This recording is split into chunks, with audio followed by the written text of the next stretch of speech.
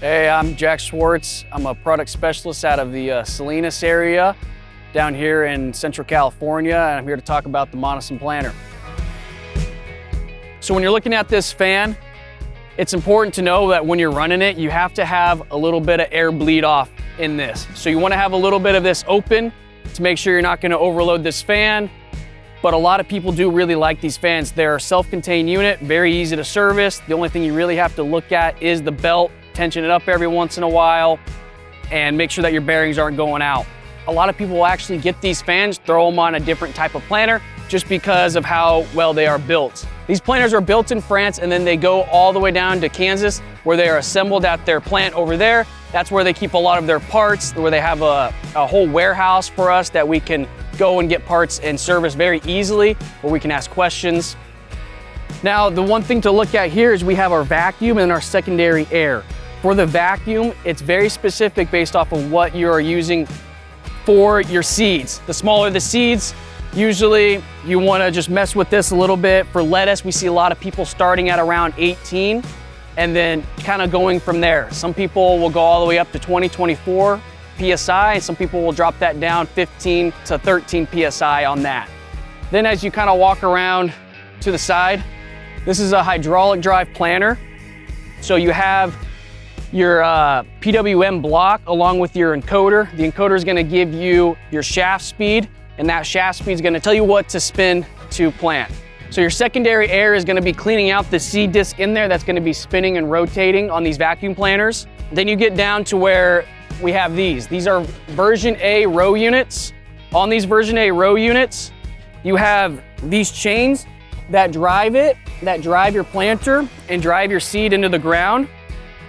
You have, in this area, a lot of people like these stainless steel compressor wheels in the front and the back.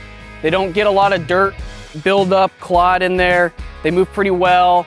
They don't really have the issue of having to break up dirt clods as much. So they really like these, and they're pretty common around here. We can kind of get into the actual planter. It's just 2 wing nuts to get in here. On this, you have your little viewing window right here. These don't need to be closed. Then you also have your secondary cleanouts for knocking off doubles and skips. These you should be able to press in at any moment, so that way you can make sure that they don't get stuck, especially in this area where we have a little bit more salt in the air. These brass pieces can get stuck, and then you just need to replace them. They're not too hard. There's a little spring in them that keeps them in. And then on this side, you can actually keep them in or out more depending on how aggressive you want to knock off that seed. So with your singulator, it's important to try to look at these every probably 1,000 acres that you plant. These brass pieces will wear down over time, and they stop getting this sharp point on them. But these are very precisely manufactured pieces in terms of they're all the exact same. These are all CNC'd out, and they're very precise. Right down here is your singulator, where you can become more or less aggressive. So as you go forward, you become more aggressive. As you go back, less aggressive with your seed singulation. Once you set one of these, you set all of them the exact same. And because of how the precision that they make them, they're gonna be all the same. Now you come into your actual seed disc from Monosem. This is something that's a little bit different with them versus other planter companies.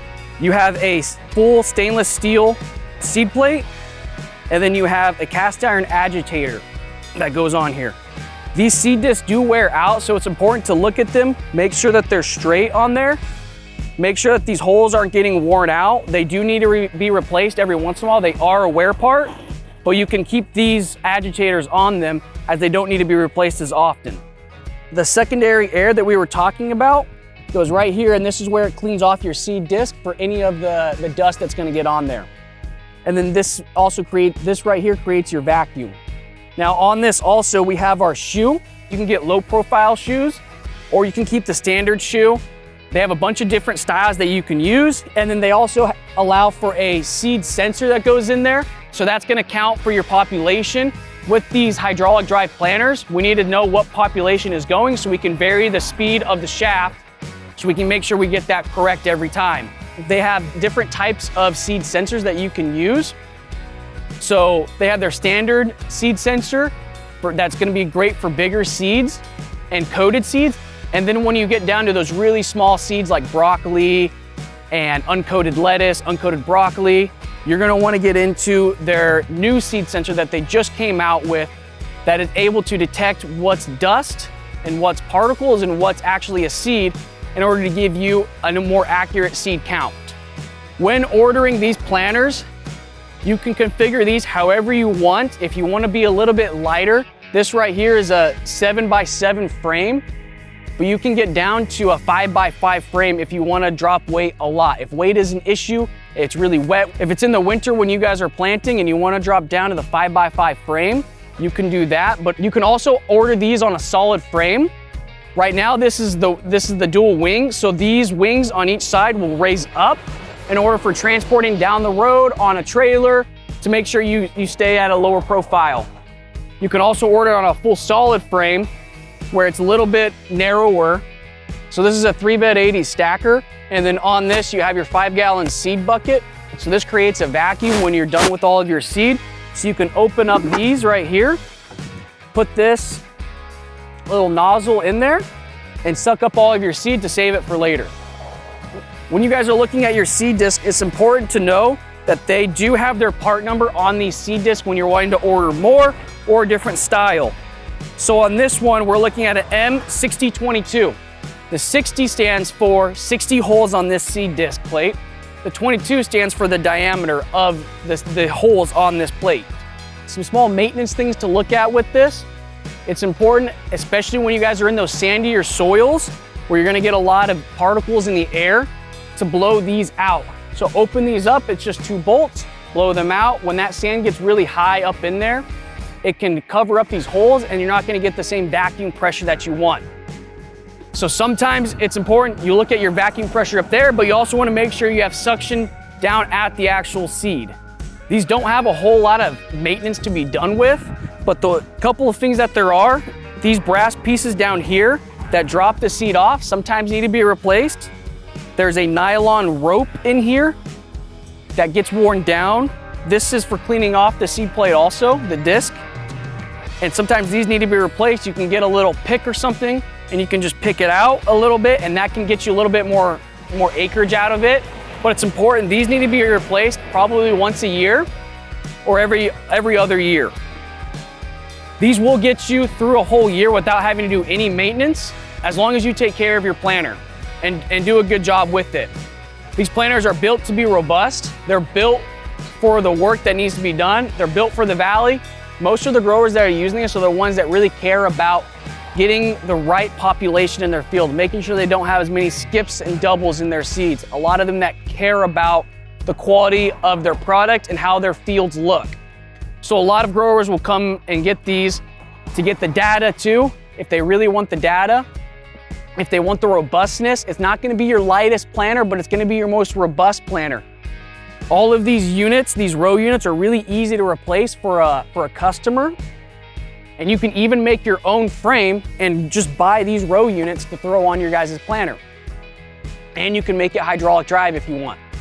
These are probably the most customizable planters that I've seen out there in terms of you're able to get a ground drive, a hydraulic drive, an electric drive now that just came out, and still keep everything pretty much as simple as you want. You customize the frame all yourself. The fan is even customizable. They have their high output and their low output.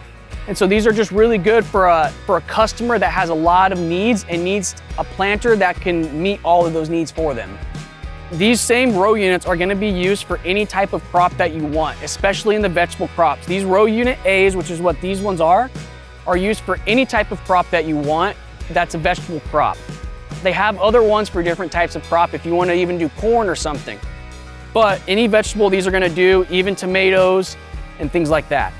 A lot of different technology works with this. The ones that we recommend using is the SeedStar paired up with this, and that's gonna give you all the data and all of the things going onto your phone, onto your computer and operations center.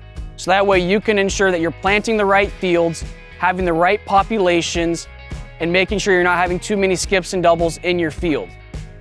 It's easy for an operator to use, and it's very simple to put up. It actually comes ready to install from factory, where the dealer just needs to put in a couple of man hours in order to get that installed.